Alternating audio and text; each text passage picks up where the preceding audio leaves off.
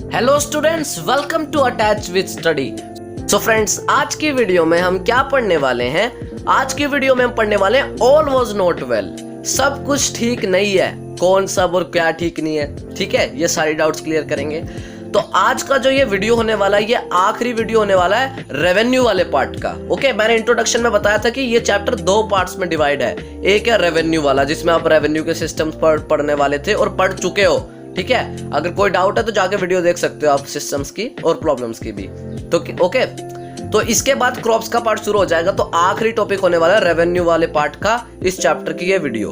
Okay, तो फटाफट start करें। चलिए स्टार्ट कर लेते हैं। अब देखिए, permanent settlement limitation. Permanent settlement में तो बहुत सारी लिमिटेशन थी, ये तो आप भी जानते हो। पहली बात तो इतनी सारी प्रॉब्लम्स थी। सबसे बड़ी लिमिटेशन, ज्यादा रेवेन्यू नहीं कलेक्ट कर सकते क्योंकि फिक्स किया था। आप सोचो कि महलवारी सिस्टम में क्या है भाई ऐसा, मनरो सिस्टम में ऐसा क्या है, ठीक है। ये सब आप सोच रहे होंगे, मैं आपको अभी बता देता हूँ इसमें क्या होता है। देखिए, जो कंपनी थी वो एक ट्रेडर थी, ये आपको क्लियर हो गया।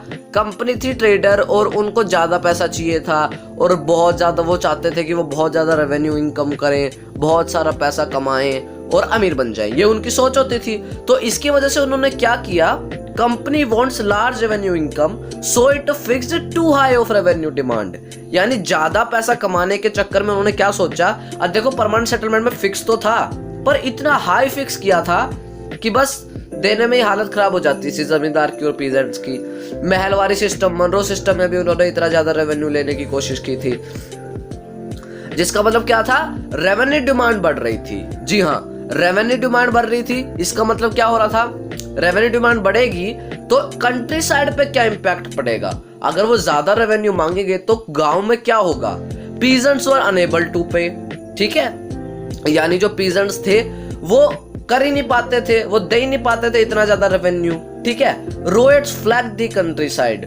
उन्होंने क्या किया, रोएट्स ने कंट्री साइड को छोड़ दिया, डेजर्टेड कर दिया और वहां पे काम करना ही छोड़ दिया। एंड विलेजेस बिकम डेजर्टेड, यानी विलेजेस को एक तरीके से खंडर बना दिया गया, सारे लोग चले गए विलेजेस से। तो ये सारी चीजें हुई। देखो, अब इन्होंने सोचा क्या था और हुआ क्या।